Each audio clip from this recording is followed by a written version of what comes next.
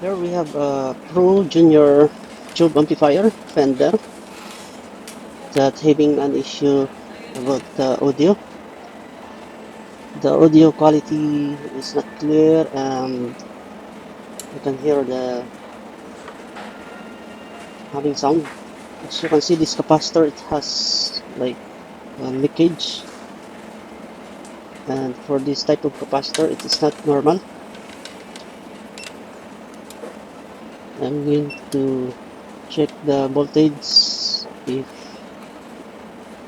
it's still there, make it sure that no volts, because I'm measuring here the capacitance. And this capacitor, 450 volts, 22 microfarad, I'm getting her 26.5 microfarad. And on this capacitor I'm getting 23, 24. And on this capacitor, 450 volts, 47 microfarad, the reading is 0, meaning it has no capacitance. Now I'm going to replace the two capacitors. Actually, if you are planning to test the capacitor, if you are doubt, you can test it out circuit, because if you test it in circuit, some of the capacitors are connected on the same line with the use of resistors, so you cannot get the exact value. The ideal thing is to take out the capacitor to test it out circuit to get the exact reading. I'm removing the knob, and you have to use the flat screw here, because if you pull out the knob, it will possible chances is to break the volume, because this volume has no stopper inside. So I use the flat screw to make stopper.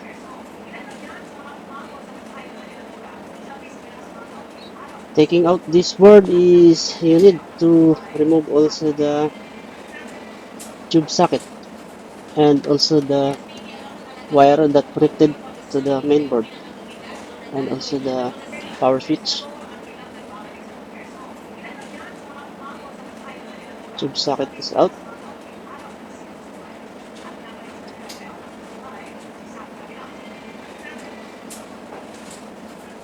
Okay, and then I need to take a picture to make it sure that the connection is correct, and we reinstall back these wires.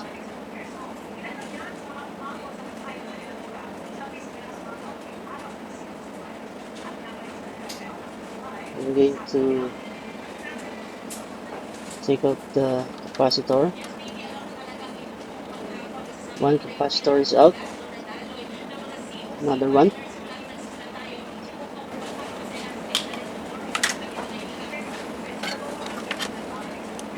My advice here, if you are having problem with that capacitor, two capacitor, better to replace them all, the big capacitor. At this time I'm gonna replacing only two. So double checking this capacitor and taking time to get the final reading. Okay, this capacitor really has a problem. I'm getting small value. And this capacitor,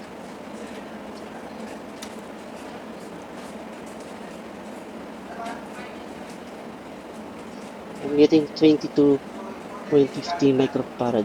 It seems that this capacitor is still okay, but you know, if you saw this leakage, I advise to replace it, because in the future it may fail.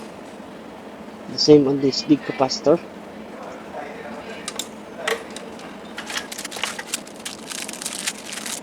Now I'm going to check this capacitor, the new capacitor, and the old one. Let us check. You must have reading more than the specs or the rated capacitance. Like on this capacitor, the new capacitor, we have 52 microfarad. Reading is okay. More than the value is okay.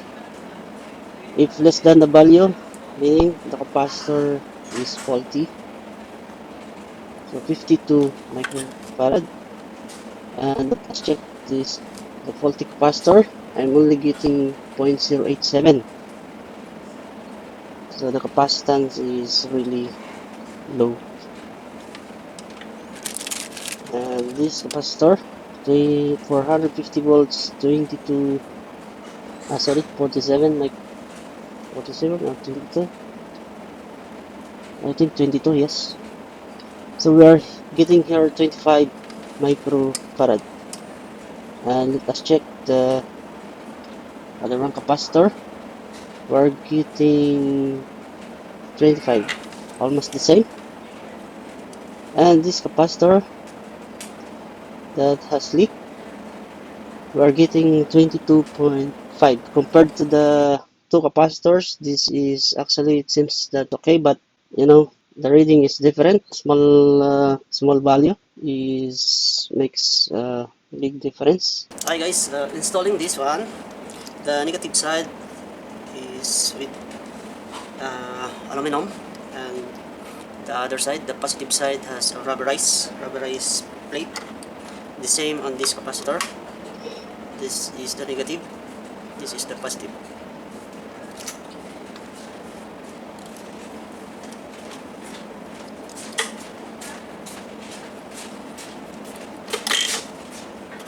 Making sure that the polarity is correct, because this capacitor has a polarity and you cannot reverse the polarity to install it, because if you accidentally reverse the installation, the polarity, this capacitor will blow up.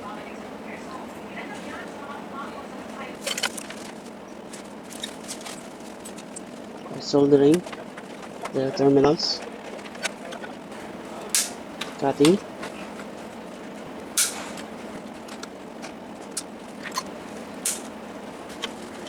and then cleaning.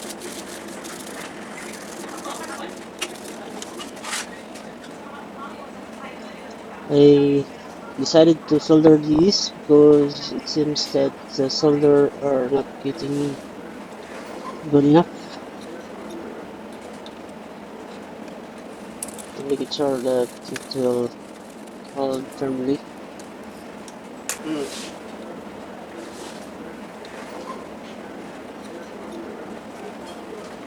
But now I'm going to install the main board, and if you are looking for the value of this resistor, we have here 150 ohms, and here we have 47 ohms. 47 ohms.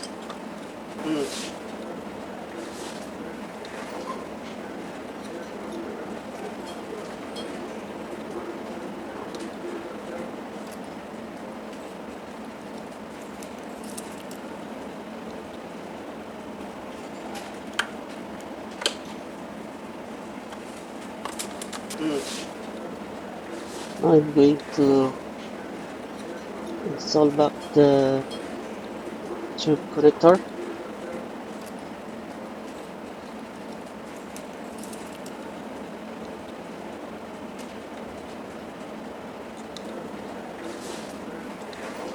And now we are going to use our picture here to make it sure that our connection is correct. Or you can put markings like tape.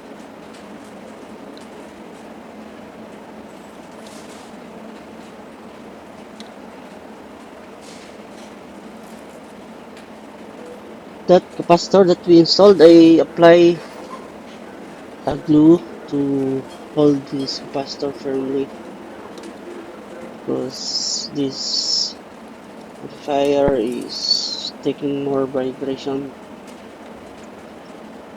And to avoid breaking the terminals, you have to apply a glue to hold securely the capacitor.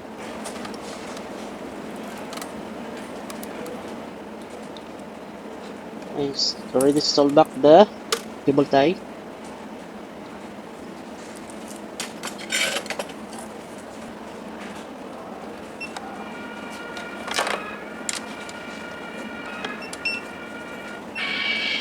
Now let me check the capacitor in circuit. You can see here the big difference. If you test it in circuit, it's not giving correct value, but you can get the high value. As I mentioned, high value capacitor, if you test like that, it's okay. But if you test the capacitor low value with reference to the original value, meaning this capacitor is faulty, and you need to test it out circuit to make it sure that you can get the correct reading.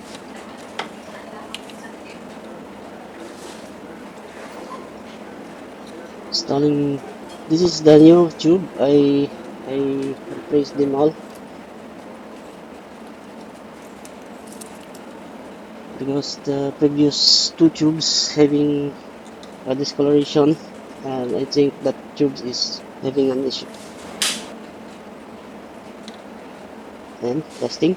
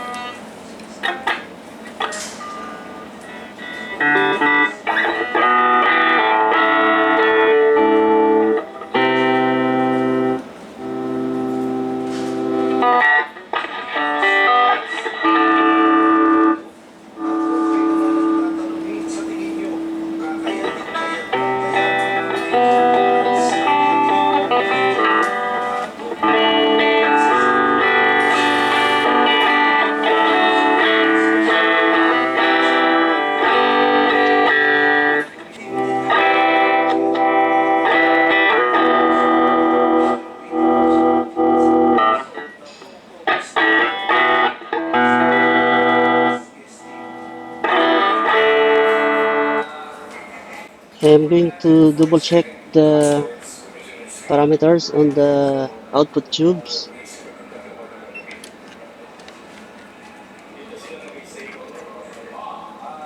My meter is set to DC volts. I'm checking the pin number 1. Actually, the pin number 1 has no connection, but let me check this. And pin number 2, which is control grid, we have negative 10.74 volts. 10.74 volts, and on the other side,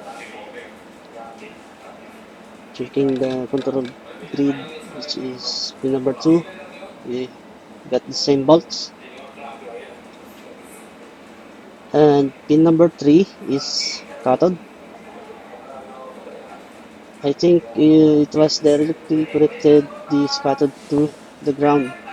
Sometimes it has capacitor there, sorry, resistor for biasing. Checking pin number 6. Actually, pin number 6 has no connection. Pin number 7 has, sorry, yes, 7. It has, this is anode, it has volts. And pin number 9 is screen grid. On this pin, the signal flows, the AC signal flows on this pin number 9, which is screen grid. So it's important that we have volts on screen grid. And checking the volts on this capacitor, we have 244.3 volts. And here, 311.6 volts. And here, 343. Okay guys, thank you for watching, and God bless us.